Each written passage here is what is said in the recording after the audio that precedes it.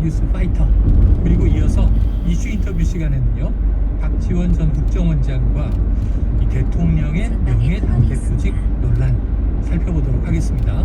그리고 사건 본부까지 달려봅니다.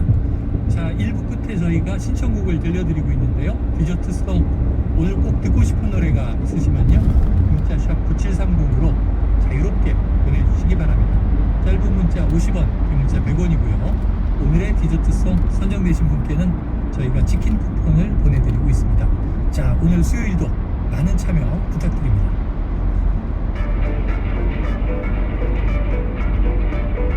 최영일의 시사본부 한입뉴스.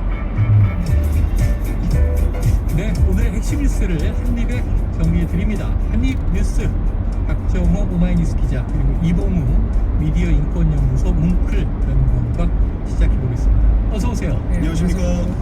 자, 이 윤석열 대통령 오늘 제13차 비상경제 민생회의를 주재했는데요. 자, 주요 공공요금에 대해서는 올해 상반기 최대한 동결 기조를 유지하겠다, 이런 방침이 나왔군요. 그렇습니다. 사실 오늘 회의가 끝난 다음에 내용이 이제 정리가 돼서 브리핑이 되는 형태로 진행될 예정이었는데, 회의 시작 한 20분 전에 대통령실에서 공지를 했습니다.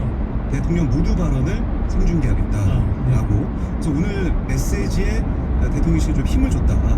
이거 좀 많은 국민들이 봤으면 좋겠다는 생각을 해보았다라고 볼 수가 있는데, 윤 대통령 모두 발언을 보면 이렇게 얘기했습니다. 전기가스 등 에너지 요금, 서민 부담이 최소화되도록 요금 인상의 폭과 속도를 조절하고 또 취약계층을 더 두텁게 지원해 나가겠다라고 밝혔고요. 이어서 이제 도로, 철도, 우편 같은 중앙정부가 관리하는 공공요금 최대한 상반기 동결 기조로 운영하고, 지방정부도 이 민생 안정의 한 축으로서 지방 공공요금 안정을 위해 노력해줄 것을 당부드린다, 이렇게 메시지를 내렸습니다. 또 이 통신 분야, 금융 분야, 이런 이 두 가지 분야는 특히 이제 공공재정 성격이 강하고 과점 형태로 유지되고 있는 정부의 특허 사업이다. 많이 어려운 이 서민 가게에 큰 영향을 미치는 만큼 정부 차원의 제도 개선 노력과 함께 업계에서도 물가 안정을 위한 고통 분담에 자발적으로 참여할 필요가 있다, 이렇게 강조를 했습니다. 아울러 이 정부의 정책이 과학이 아닌 이념과 포퓰리즘에 기반하면 국민이 고통받는다는 사실을 여실히 보여주는 그런 현상이라고 진단하면서 과학에 기반한 국정운영, 민생 현장 중심의 정책을 늘 염두에 두고 일해야 한다, 이렇게 강조했습니다. 제가 오프닝에서 대통령이 좀 민생 챙겨달라 그랬더니 오늘 메시지가 쏟아져 나왔네요. 그렇습니다. 자, 그런데 이 윤 대통령이 이제 서민 경제 고통 분담을 위해서 통신업계 동참을 요구했단 말이에요. 고통을 분담해달라. 자, 그런데 마침 때가 져서 통신 3사가 3월 한 달간 30기가의 데이터를 무료로 제공한다, 이렇게 밝혔어요. 네, 그렇습니다. 사실 통신비가 너무 비싸다, 혹시라도 통신 3사가 사실상 3사 독점 체제로 가고 있는데 너무 많은 이득을 이 소비자들로부터 가져가는 것 아니냐는 비판이나 의견이 굉장히 오래됐는데, 오늘 마침 윤석열 대통령의 이 통신사에 대한 어떤 발언이 나오자 곧바로 마치 미리 메시지를 알고 있었다는 듯이 통신업계에서 3월 한 달간 고객들에게 무료로 데이터를 제공하기로 한 것인데요. SK텔레콤과 KT가 3월 한 달간 만 19세 이상 고객들에게 데이터 30GB를 무료로 제공하기로 했습니다. LTE, 3G, 5G와 상관없이, 그리고 특별한 신청조차 없이 일단 무조건 제공이 된다는 것인데요. 민생 안정에 도움이 되기 위해서 이런 지원을 마련했다고 하는데, 이게 한시적이에요. 3월 한 달만 사용할 수 있다 보니까, 예전에 카카오 같은 경우에도 이 서비스 불안정이 있었을 때 일반 고객들에게 이모티콘과 같은 이 보상을 했는데, 그것도 한시적이어서 오히려 여론이 약화된 적이 있습니다. 이모티콘 들어와 있는데 뭐 거의 한두 번도 못 쓰고 지금 시간이 많이 났어요. 네, 그래서 이런 한시적 지원이 정말로 이 통신비 절감이나 민생 안정에 실질적인 도움이 되느냐, 이 부분은 또 두고 봐야 될 것 같습니다. 달 말이다, 30달이다. 뭐 어떻게 보면 통신비 절감을 위해서라면 30기가 무료 데이터 주는 것보다 지금 뭐 기본 요금이나 다른 요금 체계에 대해서 비판의 목소리가 있는 게 사실이거든요.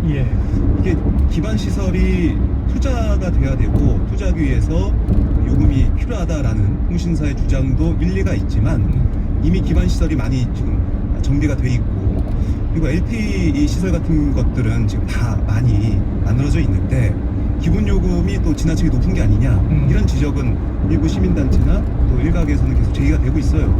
그런 것들을 좀 절감해 주는 게 국민들이 고통을 좀 덜 느끼는데 도움이 네. 많이 되는 것이지, 이 무료 데이터 같은 경우는 이게 요즘 보면은 공공 개방 데이터도 많고요. 사실 그동안 써오던 그런 루틴이 있기 때문에 어디 가면은 무료로 데이터를 쓸 수 있고 어디 가면은 좀 무료 데이터가 빠르고 이 영상도 더 쉽게 볼 수 있다, 이런 것들은 다 알고 있는 상황이단 말이죠. 근데 이렇게 30기가 무료 데이터 준 다음에 3월에 끝나지 않습니까? 4월 되면 30기가 쓸 때 편했는데 가입을 더 해야겠다 이렇게 해서 오히려 이게 미끼 상품처럼 통신사 모든 입장에서는 서비스가 처음 한 달 무료 그러다가 이제 더 네. 보고 싶으면 가입하게 가입을 되는 해서 그러니까 오히려 더 쓸 수도 있다. 네. 그러지 수수료가 않을까. 올라가는 요인이 될 수도 있다. 향후에. 자, 그래요. 설마 고통분담이 한 달 동안 30기가를 주는 걸로 끝나진 않겠죠. 뭔가 좀 네. 통신비에 대한 합리적인 조치들이 통신사 입장에서 나왔으면 좋겠습니다. 어쨌든 과점 시장 체제, 소수의 업체가 시장을 이제 독점이나 과점하고 있다는 것은 이 소비자의 힘이 좀 무력화되잖아요. 그렇습니다. 선택권이 굉장히 네, 좋죠. 업체의 이제 어떤 주도성이 너무 강해진다, 그런 의미인데 좀 이제 근거 우리가 생각해 보면서 좋은 방향으로 갔으면 좋겠습니다. 자, 그리고 이 김동연 경기도지사, 경기도지사 되기 전에 정치권에 이제 몸을 담그기 전에는 베테랑 경제 관료였죠. 경제부총리까지 지냈어요.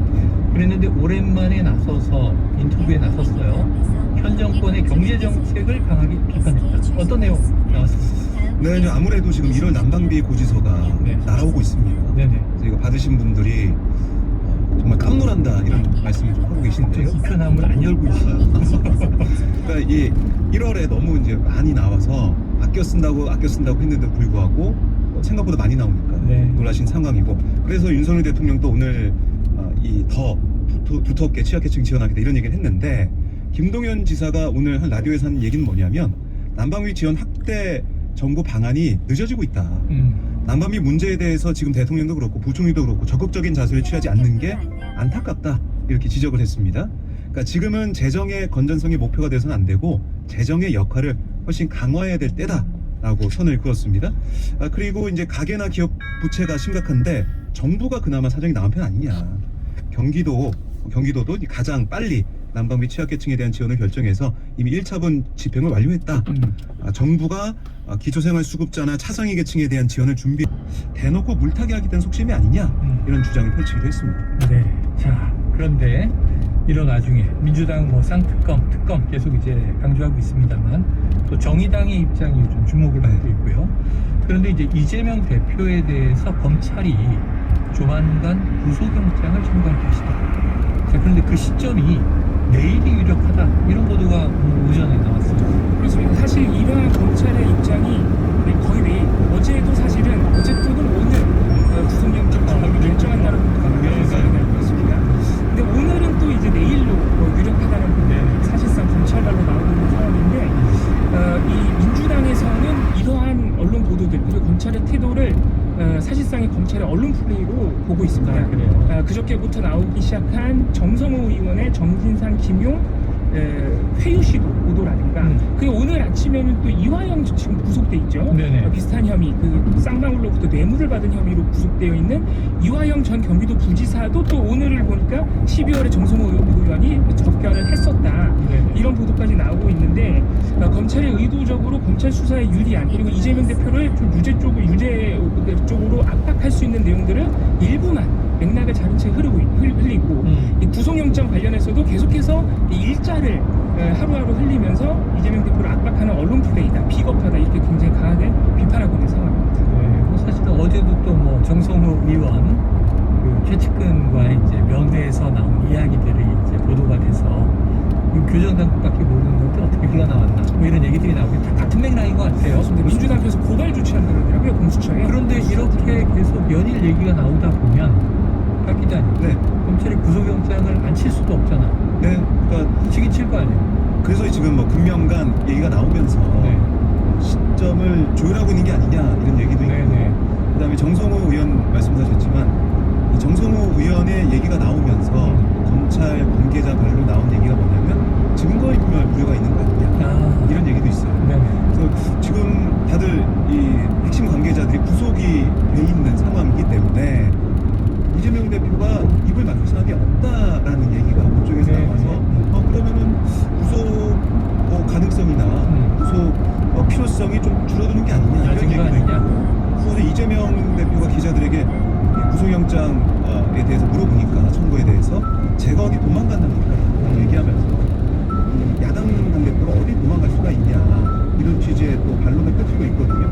그러다 보니까 이재명 대표가 어떤 증거인멸에 나서는 게 아니라 최측근이 증거인멸에 좀 나서고 있는 거 아니냐 네네. 여론전을 펼치고 있다는 분석도 일각에서 나오고 있던데 검찰 입장에서는 지금 성남FC 그다음에 대장동 다 소환 조사했기 때문에 네. 매듭을 지어야 되거든요. 그렇죠. 매듭 짓기 위해서는 성남FC 같은 경우는 한 번 부르고 다시 안 불렀어요. 네. 그건 뭐냐면은 명장 청구할 수 있다라는 거고 대장동도 두 차례 소환 조사 이후에는 더 이상 뭐 이게 안 된다 조사가 안 된다 지수서로 가름하다 보니까 그런 얘기 하고 있는 그러니까 이 중대한 상황이 조사가 안 된다는 거기에 플러스해서 증거인멸 우려가 있다는 그 내용으로 해서 결국에는 영장을 청구할 것이다 그런 관측이 나오고 있습니다. 네. 참 이게 뭐 임박한 것 같긴 한데 계속 긴박하게 얘기는 되는데 언제 어떻게 영장을 칠 것이냐 네. 청구할 것이냐 또 이제 매일매일 뭐 들여다봐야 될 사안인 것 같습니다. 다음 이슈로 가보죠. 지금 강제동원 일제강점기에 이 강제동원 피해자들 이 배상 판결에 대한 제3자 변제 이게 정부가 이제 해법으로 내고 있다 추진 중이다 이런 얘기는 여러 차례 이제 해왔는데요. 일본과 고위급 협의를 시작했다 이런 이제 보도까지 전해드렸습니다. 그런데 이달 말에 징용 피해 유족들이 정부 측과 집단 면담을 가질 예정이다. 얼마 남지 않았네요. 그렇습니다. 일단 고위급 회담은 현재 시각으로 2월 13일부터 미국에 있는 한미 외교 차관 협의에서 네네. 이제 한국과 일본의 외교 차관만 만나가지고 이 강제징용 배상 판결 문제를 따로 협의를 했는데 네. 사실 일본의 성의 있는 호응, 뭐 사과라든가 네네. 일본 기업의 기부 참여 이런 부분에 네네. 대해서 아직도 이견이 있는 것으로 일단 조영동 차관이 얘기를 했습니다. 근데 이런 상황에서 오늘 오전에 보도가 하나 나왔는데요. 이 외교부가 요청을 해서 강제징용 피해자들이 28일에 6월 28일에 외교부 그리고 일제강제동원 피해자 지원재단 행정안전 소속입니다. 과 함께 면담을 갖기로 추진 중이라는 보도가 나왔습니다. 아무래도 외교부 입장에서는 피해자의 반대가 계속되는 상황에서 의견 수렴 절차를 더 하는 것을 피할 수가 없다라는 판단을 한 것으로 보이고요. 다만 외교부는 일단 피해자들만 그러니까 15명 원고 기준으로 14명이고 피해자가 15명이 2018년에 배상 판결을 받은 거거든요. 그 피해자들만 만나겠다. 그리고 개별적으로 만나겠다라는 입장인데 현재 피해자 측 특히 법률 대리인단 임재성 변호사 같은 법률 대리인단 같은 경우에는 피해자들이 다 같이 만나서 의견을 바로 그 자리에서 공유하고 외교부의 의견도 들어보는 그런 공론의 장이 돼야지 어떻게 개별 면담을 일정 잡기도 어렵다. 그리고 법률 대리인단 왜 못 들어가냐?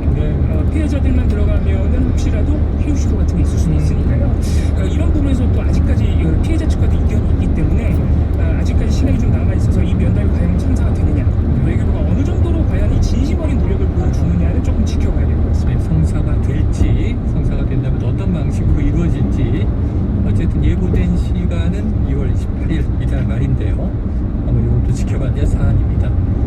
그런데 어제 강제징용 피해자 유족 또 다른 소송입니다. 일본 기업, 일본의 이제 전범 건설사에 청구한 손해배상 소송은 기각이 됐어요. 그런데 이게 보니까 시한이 만료됐더라고요. 그렇습니다. 그러니까 이게 전범기업 니시마츠에 소송된 피해자 유족들이 패소한 그런 상황인데 이게 앞서 대법원이 1965년 한일 청구권 협정과 관계없이 강제징용 피해자 개인들의 손해배상 청구권이 살아있다라고 판단했고 어제 재판부도 이거를 인정했지만 청구권의 소멸시효 기간이 지났다라고 봤어요. 그러니까 이 청구권 소멸시효 계산하는 기준은 언제로 볼 거냐 이렇게 이게 뭐 쟁점했다라고 생각을 할 수가 있는데요.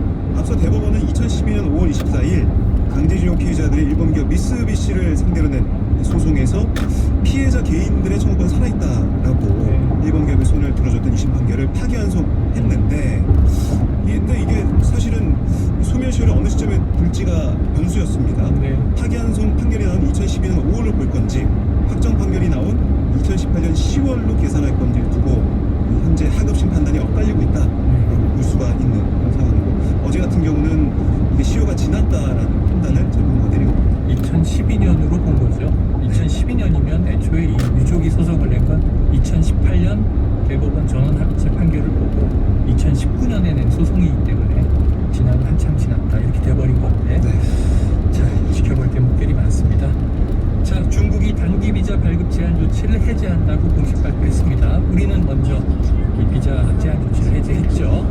풀리게 된 것 같습니다. 자, 오늘 한입뉴스 여기서 정리하죠. 지금까지 박정호 기자, 이봉욱 연구원이었습니다. 고맙습니다. 고맙습니다. 자, 오늘의 디저트송은요. 청취자 8255님. 요즘 난방비, 관리비 폭탄에 너무 힘듭니다. 정치권, 특히 대통령과 여당은 제발 민생 좀 챙겨주시기 바랍니다. 서연의 혼자가 아닌 나 신청하셨습니다. 꼭 들려주세요. 그러시거든요. 노래 듣고 입으로 돌아옵니다.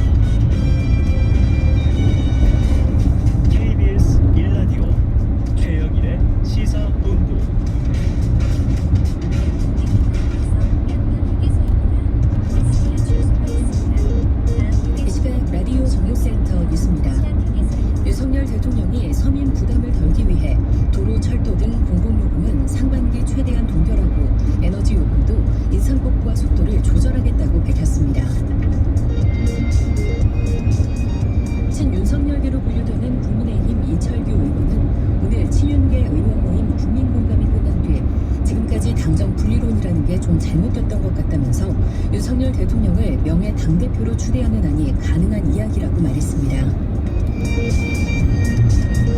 더불어민주당 이재명 대표가 최고 권력자에게 사법적 면죄부를 상납하는 데 급급한 검찰의 수사는 국민의 신뢰를 잃었다고 지적한 가운데 박홍근 원내대표는 국민 세금으로 운영되는 대통령실이 대통령 부인 개인 비리 의혹에 대해 일일이 대응하는 것 자체가 너무나 이례적이라고 비판했습니다. 제주 4.3 사건은 김일성 지시로 촉발됐다고 말해 논란이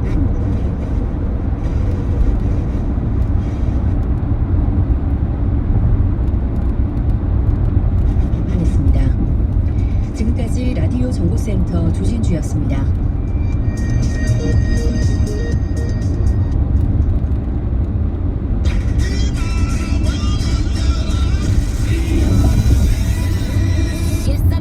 네, 인터넷에서 화제가 된 뉴스를 다뤄보는 스트릿 뉴스 파이터 시간이 왔습니다. 조현정 시사평론가 함께하겠습니다. 어서 오세요. 네, 안녕하세요. 자, 이 고금리로 서민들의 시름이 이제 깊어지고 있죠. 네. 가계대출 문제 심각한데, 자, 요즘은 이 청소년들을 대상으로 한 초고금리 불법 대출이 극성이다. 네. 이게 무슨 얘기입니까? 그러니까 일단 금융감독원 조사 결과 지난해 불법 사금융 신고가 12만 건이 넘은 것으로 어휴, 조사가 됐고요. 그 중에서도 온라인 불법 금융 광고가 계속해서 늘어나고 있어요. 네. 차단 의뢰만 접수된 게 2020년에 만여 건이었던 게 지난해 17,000여 건 이렇게 계속 늘고 네. 있는데, 이제 문제는 SNS를 통해서 청소년들에게 고금리로 사채를 빌려주는 광고가 지난해 적발된 것만 3,000 건을 넘어섰습니다. 네. 이거를 청소년들 그 트위터상에서는 델입이라고 해요. 대립. 대리입금임을 대리 줄여서 대립. 예, 대리 구매를 줄이면 델구, 대리 입금을 줄이면 델입인데, 그러니까 대립해줄 사람을 찾으면 이제 보통 왜 찾느냐 하면 콘서트 관람권이나 게임 아이템, 뭐 연예인 굿즈 이런 거는 사실 빨리 사야 되거든요. 네네네. 그런데 뭐 10만 원 이렇게 없으면 대리 입금을 통해서 먼저 입금을 해주고 그 대신에 이제 이자를 붙여서 받는 건데, 네네. 이게 10만 원이 이틀 뒤에 13만 원이 되는 거예요. 예, 예. 금리가 뭐 최고 수천 %. 여기에도 더 늦어지면 연체료가 붙습니다. 야, 그 연리로 따지면 엄청난 건데. 네. 실제로 한 업자가 580여 명에게 이렇게 불법 금융대출을 해줬는데요. 이게 개개인으로 보면 10,000원에서 10만 원 정도예요. 네네. 콘서트 티켓이나 이런 거니까. 근데 이걸 다 합쳐보니 총 1억 7천만 원을 대출을 해줬습니다. 네네. 그렇게 해서 수고비, 지각비 등의 명목으로 최고 5,475%에 달하는 초고금리를 받아서 챙겼다가 적발이 된 거죠. 1,475%. 네. 놀랍습니다. 그러니까 돈만 많이 받는 게 아니라 돈을 빌려주면서 이름, 나이, 주소, 전화번호, 신분증까지 요구를 해요. 그래서 제대로 돈을 상환하지 않으면 개인 신상 정보를 SNS에 올려버리고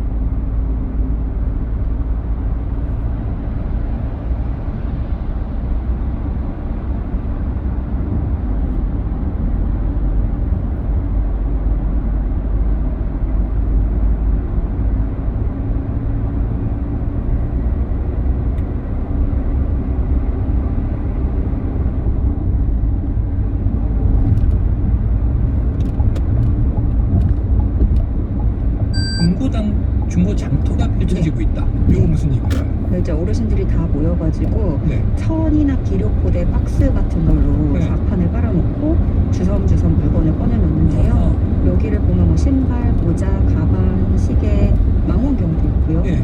컵라면까지 나와가지고 500원에 팔고 그렇게 하셔가지고 말 그대로 없는 게 없는 만물시장이 펼쳐집니다. 이야, 네. 그러니까 고물가 여파가 번지면서 어르신들도 소장하고 있던 물건들을 하나씩 내놓으면서 팔고 있는 건데요. 그래서 뭐 어디선가는 어르신들의 당근마켓이다 이렇게 얘기도 네네. 하는데, 이게 주로 70대에서 80대 어르신들이 모이다 보니까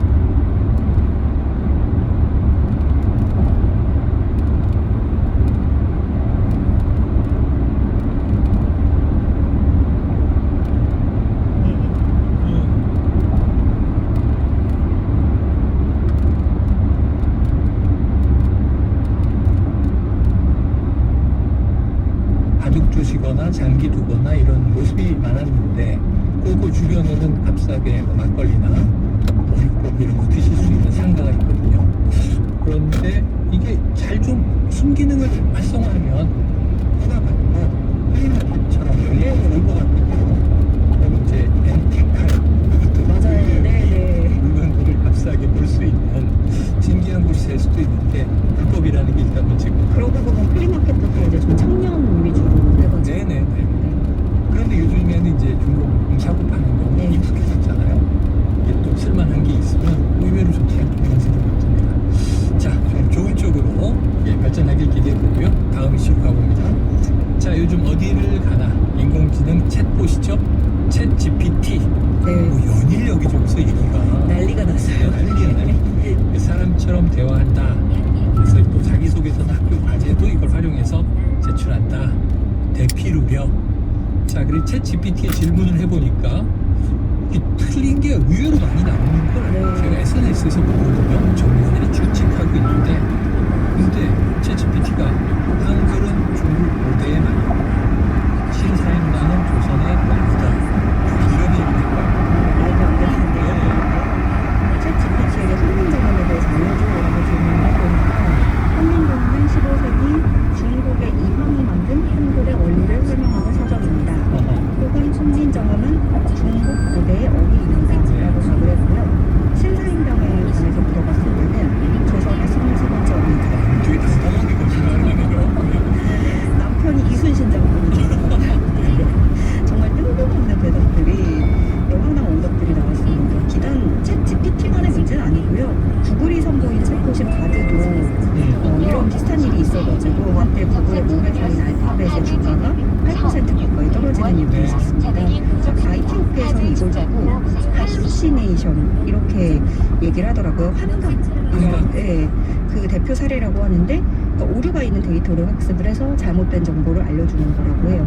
네, 특히 사실과 오류가 교묘히 섞여가지고 쉽게 오답을 알아차리기 어려울 때 그런 게 문제가 되는 건데 이제 앞으로 이런 챗봇 활용이 전 분야로 퍼져나가면 예를 들어서 교육, 의료, 금융, 쇼핑, 미디어 등에서도 다양하게 활용을 할 수 있는데 교묘하게 섞이면 각종 가짜뉴스를 담은 잘못된 정보가 확대되고 또 재생산될 수가 있다는 게 문제인 거겠죠. 예전에 떠올려 보면은 한 15년 전 이때였나요? 그때 지식인이라는 네네. 게 처음으로 등장을 해서 그때도 사실 뭐 잘못된 정보를 막 되게 알려주면서 그런 문제들이 있긴 있었잖아요. 근데 집단지성을 활용하는 방식이었는데 그 후에는 또 기들림이 있어서 찾아보고 그 후에 나온 게 이제 인공지능 챗봇인데 아직까지는 좀 구글링 데이터를 거대하게 모아놓은 정보가 아니냐 이런 평가가 또 있잖아요.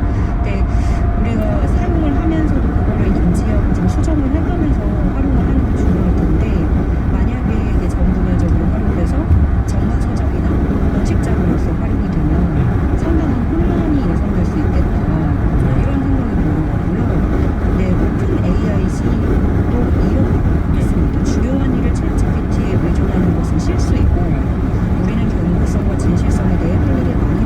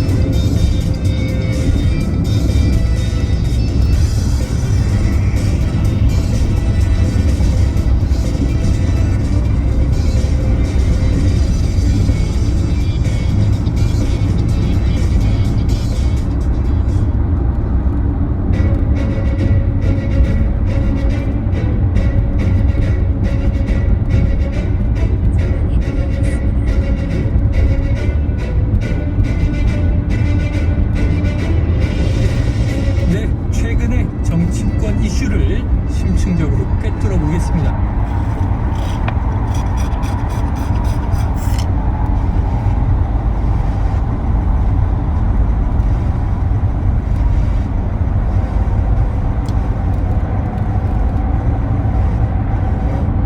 자, 국민의힘 전당대회 여쭤볼 건데요. 그거 어떻게 보고 있어요? 어대헌인데 네. 김기현 되는데 뭐 그거 어차피 된다. 어차피 네. 저는 그렇게 봐요. 그렇게 전망하시는군요. 우리 전에 이제 어떤 그 네. 국민의힘 당직자분하고 대기실에서 얘기할 기회가 있었는데 그렇게 표현하시더라고요. 이제 문중선거기 때문에 장남이 이긴다. 뭐 이런 식으로. 그렇죠. 그러니까 두 분 다. 역대 네. 우리나라 정당사 헌정사에 보면은 집권 여당의 전당대회를 저렇게 대통령 네 분이 간섭해가지고 네. 하는 것은 처음이에요. 그러니까 저게 콩가루 기반이지. 아이고. 지금 보십시오. 같은 당내에서 어떤 말들이 나오냐. 탈당, 신당 창당, 탄핵, 네. 정신상태. 네네네. 이제 안락사까지 시킨다. 아이고. 이게 전당대회예요. 지명대회지. 지명대. 김기현 네. 당선 확정돼야지. 그러나 이준석 천안함의 돌풍은 결코 무시하지 못한다. 무시하지 못한다. 김기현 후보가 당연히 되더라도 무시할 수 없다. 하지만 말씀하셨으니까요. 제가 된다고 얘기를 했지만 네. 만약에 결선 투표를 올라가면 네. 저는 김기현 천안함 또 김기현 안철수 네. 안철수 천안함에 올라간다고 하면 네. 어떻게 될까? 어떻게 될까? 그래서 김기현 대표가 윤석열 대통령이 지명해서 윤핵관들이 총기 난사를 해서 되면은 공천 확산하겠죠. 아이고. 그러면 내년 총선에 국민의힘은 분당한다. 네. 저는 그렇게 보여요. 또 만약에 천안함 또는 안철수가 당대표되면 머지않아 비대위원장 체제로 와서 아이고. 다시 한번 진통을 겪을 것이다. 네네. 저는 그렇게 봅니다. 아유, 총선 목전에 비대위를 또 하면 하죠. 전당대회를 지금 조기에 또 했는데 하죠. 그게 되게 혼란하다 보고 계신데, 그런데 이제 말씀하신 대로 이준석께 지금 당대표 후보는 천하람이지만 최고위원, 청년 최고위원에서 4인방이 같이 움직이고 있잖아요. 천하용인 이렇게 부르는데, 그러니까 사실상 보면 네. 이번 전당대회는 윤석열 대 이준석 대기를 했는데 컷오프. 네, 예비 경선에서는 이준석의 완승이죠. 완승이다. 네. 네.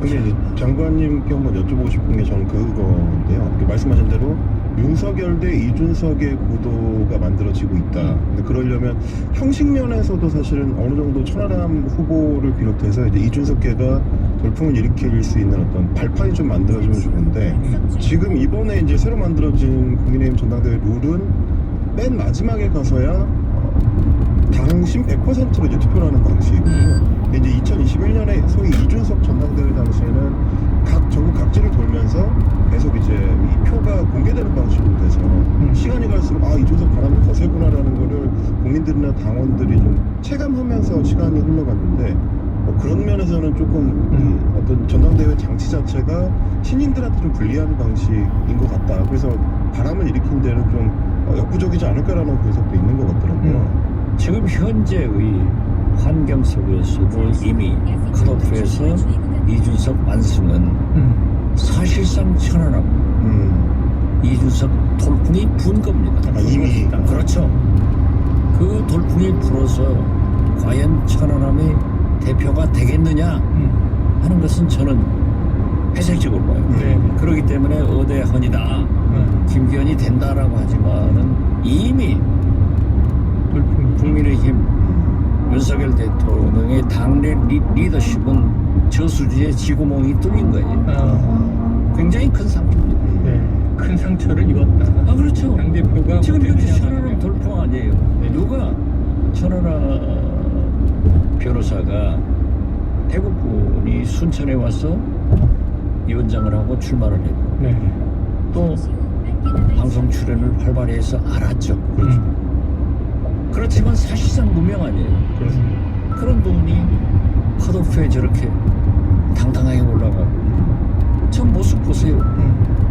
저는 지금 내가 점심을 네. 민주당 이탄희 의원 등 젊은 세대 그리고 국민의힘 젊은 세대들하고 같이 여러분들이 이렇게 분열의 정치가 아니라 우리 젊은 세대들이 경쟁을 하더라도 통합의 정치를 해야 된다. 네. 굉장히 좋은 모임에서 제가 지금 점심을 같이 하고 여러 가지 토론을 했는데 천하람 대표 후보도 거기 오기로 했는데 오늘 전당대회 때문에 못 네. 온다 이거죠. 다음 기회를 만나자. 네. 그래서 제가 웃으면서 그랬어요. 그 다음 기회는 소주를 마시자. 천하람 낙선 축하대회를. 그렇지만은 네. 그 사람들이 지금 국민의힘 돌풍을 일으키고 있잖아요. 왜 우리 민주당은 이준석이 천하람이 없느냐? 너희들이 좀 분발해라. 네. 하는 얘기를 했어요. 아, 또 민주당의 그 자체가 굉장한 국민의힘의 미래를 보여주는 거고 독특성이고 그 자체가 윤석열 대통령의 리더십에 저수지 구멍 뚫렸다. 네. 저는 그렇게 봤어요. 자, 마침 오늘 또 이제 점심에 그렇게 토론 자리에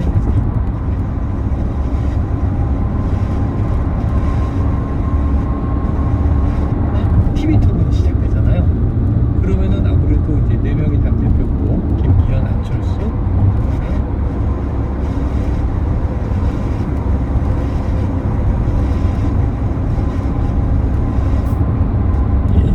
오늘 재밌는 것은 네. 천하람 후보가 날리면이냐 바이든이냐 이걸 물어보겠다는 거 아니에요?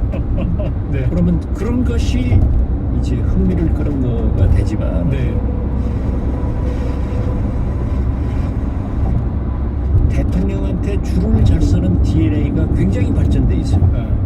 상대적으로 민주당은 야당 탄압에 뭉쳐서 투쟁하는 DNA가 발전돼 있다. 네. 그러니까 윤석열 대통령이 지금 9개월밖에 안 됐잖아. 예. 그런데 만약에 권리당원들이 생각할 때 대통령의 리더십이 금이 가면 안 된다 네. 라고 하니까 김기현한테 뭉쳐는 줄 거예요. 그렇지만 새 후보가 공격할 거 아니에요. 황교안은 천하람 공격할 거지만은 안철수도 공격해. 김기현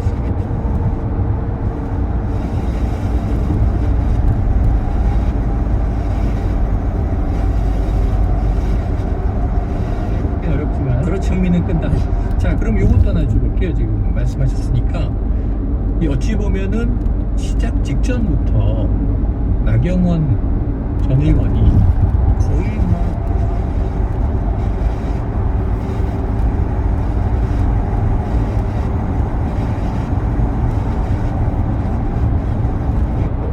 그다음에 조경태 후보가 지금 단일화하지 않았습니까? 그리고 그 김기현 후보가 이렇게 세력을 좀 뭉쳐가고 있는데 혹시 뭐 진성보수 얘기하는 후보 중에 황교안 후보도 단일화할 가능성은 없을까요? 의미 없어요. 의미가 없다. 그리고 하거나 말거나. 조경태 단일화나 네. 소위 김종, 네. 김한, 네. 김남정 소위 민심을 가지고 있던 유승민은 총기 난사로 희생이 됐고 예, 예. 당심을 가지고 있던 나경원한테는 상당한 기대가 있었죠. 네. 그런데 역시 나경원의 길을 가더라고요. 네. 그게 나경원이에요. 그래서 어떤 의미에서 보면은 유승민, 이준석처럼 대통령의 저런 리더십에 부당한 간섭에 저항을 했으면은 대통령 후보로도 서울시장 후보로도 미래가 있었죠. 네네. 그렇지만은 나경원은 굉장히 어려워졌다. 어떤 의미에서 보면은 총선 공천은 보장 받았는지 그것도 몰라요. 그건 모르지만 뭐 다음 총선에서 공동 선대위원장을 맡아라 이런 건 약속 다 필요 없습니다. 네. 네. 그래서 저는 그런 연대는 새 과시지. 나경원 한편은 가고 조경태 한편은 가겠죠. 네. 다 따라가지는 않는다. 맞아요. 그래서 계속 뭐 그런 걸 해서 새 과시를 하지만은 네. 어디는 그 김기현이 된다. 세 가지와는 별개로 어제 그렇죠. 네. 하지만 뭐 그럼에도 불구하고 저수지에 이제 구멍이 뚫렸다 이 표현을 쓰셨습니다. 아, 그 구멍 뚫리면 커지는 거예요. 그렇습니다. 이제 내년 3월 총선 보세요. 네. 윤석열 대통령은 검찰 출신이기 때문에 정치인들의 행태에 대해서 대단히 못마땅하게 생각합니다. 네. 네. 이 군인보다 더 나쁘게 생각합니다. 그렇기 때문에 당시에는 이번 전당대회에서 은혜관들과 함께 자기가 지명을 해서 그 당대표가 공천을 완전히 특히 검찰 출신들을 많이 데려본다는 거 아니에요. 네. 정부 요직에 있는 장관급에 있는 분도 기자들이 모르니까 우리는 역시 국회의원이 돼 있어야 다음 정권이 바뀌더라도 우리의 신상은 보장된다. 네. 정치를 이제 국회의원으로 다 올라가는 거예요. 네. 그래서 윤석열 대통령은 만약 나경원이나 안철수나 유승민이 당대표가 되면 윤석열 당이 안 되는 거예요. 그래서 공천 칼질을 해서 자기 이 사람으로 가려고 하는데 그러면 또 이 사람들이 가만히 있냐 이거죠. 그러면 나는 이준석, 나경원은 이제 나갔고 네. 유승민 등이 합쳐가지고 창당을 한다. 그럼 그 당이 오히려 보수 신당이 보수 1당이 되고 네. 윤석열 당은 쪼그라들 것이다. 네, 네. 이렇게 봐요. 야, 지금 그렇기 때문에 대통령이 정치를 지배하려고 해서는 안 됩니다. 협치를 해서 경제를 대북 문제를 잘 해나가면 국민 지지가 대통령을 살려주지 공천을 자기 사람 해가지고 자기가 만든다고 해서 절대 살아갈 수 없다.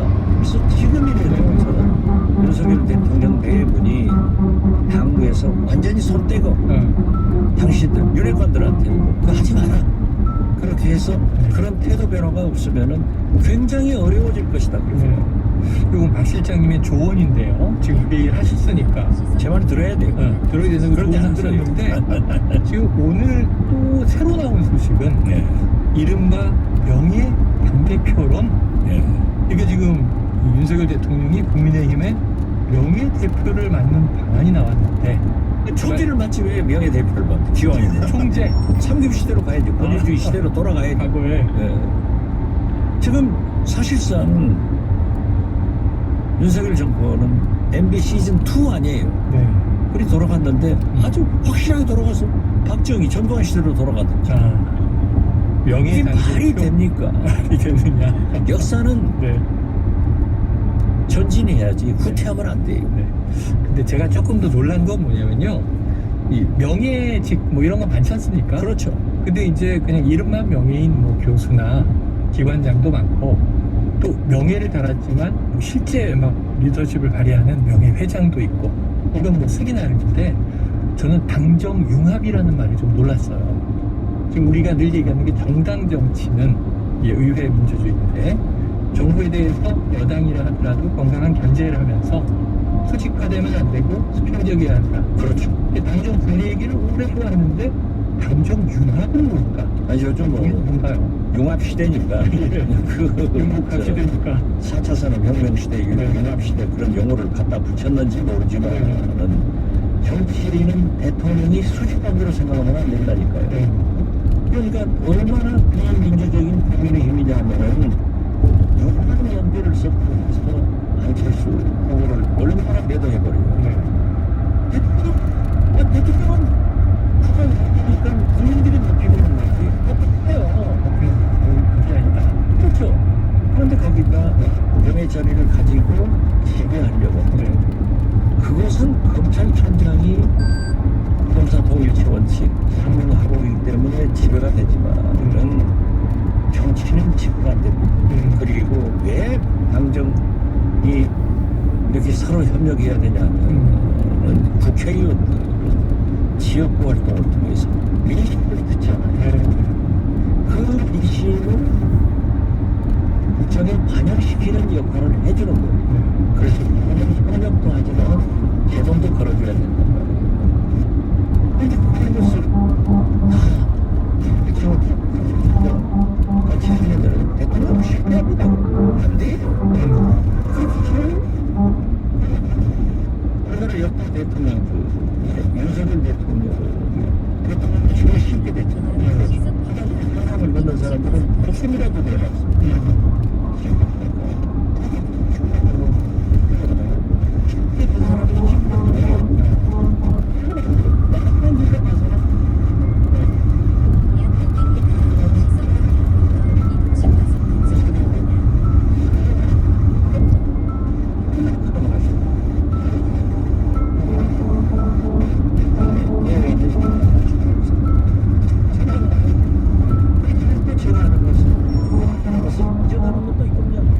이걸 적으로 삼아. 근데 오늘 나온 명예대표라는 용어가 꽂혔던 게 사실은 어제 장제원 의원이 꽂히는 게 핵심이라고 보이는데 장제원 의원이 당하고 이제 대통령실의 융합이 중요하다, 뭐 같이 가야 된다라는 표현을 하면서 프랑스 사례를 거론을 하면서 프랑스는 대통령이 집권당의 명예 당수를 한다 이런 표현을 사용을 했거든요. 그런데 결국에는 지금 친윤계 쪽에서는 대통령을 명예 당수로 끌어올리는 거를 이전부터 상당히 일종의 설계를 해왔던 걸로 보이는데 그렇게 되면 아까 말씀하셨던 것처럼 당을 장악한 상태에서 사실상 심평 변호사가 탈당 시나리오도 거론을 했었고 신당 시나리오도 얘기를 했었는데 거기까지도 어느 정도 염두에 두고 지금 혹시 대통령실이나 친윤계가 움직이고 있는 거 아닌가? 아니 이미 우리가 그렇게 움직인다는 것은 세상이 다 알잖아요. 특히 정치권에서는 알잖아요. 네네. 그 내용을 윤석열 대통령의 멘토라고 하는 심평 변호사가 너무 빨리 터버렸어요. 그러니까 거기에 거론된 김한길 국민통합위원장은 윤석열 대통령 탈당 안 한다. 우리 창당 안 한다. 이렇게 얘기를 해요.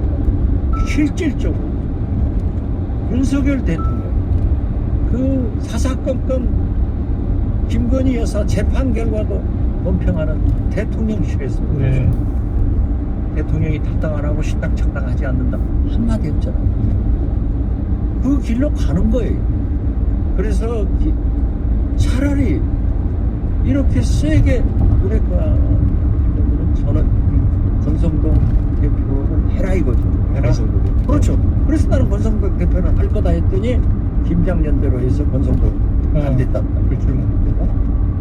김장연대가 이제 딱 잡았는데 반응이 나쁘니까 장제원 의원이 나는 당직하지 않아. 이렇게 빠져줬잖아요. 그러면서 명예대표는 명예 뭐 당수 프랑스식 이게 나변에 있냐고. 처음부터 윤석열 대통령 정치권을 못 믿으니까 국민의힘 국회의원들을 못 믿으니까 윤석열 당을 창당해서 총선에 이겨가지고 국정을 또 국회를 지배하겠다. 이건 처음부터 출발 잘못한 거예요. 제 말씀 지금이라도 듣고 경제를 남북관계를 살리고 외교, 국방, 협치 해서 자기 지지도를 올리면은요 국민의힘이 윤석열 대통령 말을 존중할 수밖에 없어요. 문재인 대통령 어쩌고 저쩌고 해도 문재인 대통령이 지지도가 민주당보다 더 높으니까 아무 소리 못 하잖아요. 그렇죠. 과거에 김대중 대통령, 노무현 대통령, 이명박 다 지지도가 낮고 어려워지니까 당에서 쫓겨난 거예요. 국회라고 하는 것이 정치권이라고 하는 것이 동의하지 않습니다. 검찰들이야 잘못하면 인사조치 해버리니까 지방으로 가고 한직으로 쫓겨날 수 있지만 국회의원은 4년 되면 누구도 신성 불가침이야. 말 안 들어요. 그러니까 윤석열 대통령은 내년 4월 대통령 저 총선 끝나면은 바로 본격적으로 대선 정국으로 들어가요. 그것을 내가 뭘로 증명하냐? 세계에서 우리나라 역대 대통령 막 취임했는데 5년 후에 있을 대통령 선거 후보 선호도 여론조사하는 나라가 어디 있습니까? 네. 지금도 계속 9개월간 하잖아요. 네. 여기에서 이재명 대표가 한 번도 1등을 놓치지 않고 계속 1등을 하고 2등으로 여러 사람이 끌어들다가 지금 한동훈 법무장관이 하는데 10% 이상 차이가 났잖아요. 이게 이재명의 힘인 거예요. 이게 이재명의 힘이 되는 반면에 윤석열의 웨이트 포인트, 약점이 되는 거예요. 그러니까 그것을 만회하기 위해서 그걸 잡아보려고 하는데 억지가 안 된다는 거예요. 대통령은 법적으로 평가를 당 대표 잘한다고 해서 내년 총선 이겨요? 필요 없습니다.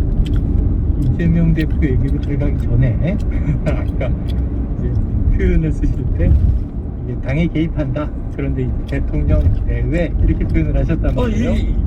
김건희 여사가 얼마나 선거운동을 많이 했어요.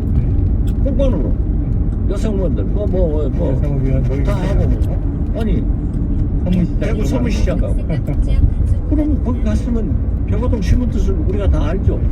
벽오동 자, 그런데 이제 민주당은 지금 강력하게 쌍특검 주장하고 있지 않습니까? 네. 그 중에 하나가 이제 김건희 여사 특검해야 한다는데, 자, 민주당이 김건희 여사가 범죄에 관여한 것처럼 판결문을 거짓 해석했다. 가짜 뉴스를 얘기하고 있다. 대통령실의 이제 주장이 나왔습니다. 그렇죠. 그러면서 이제 대통령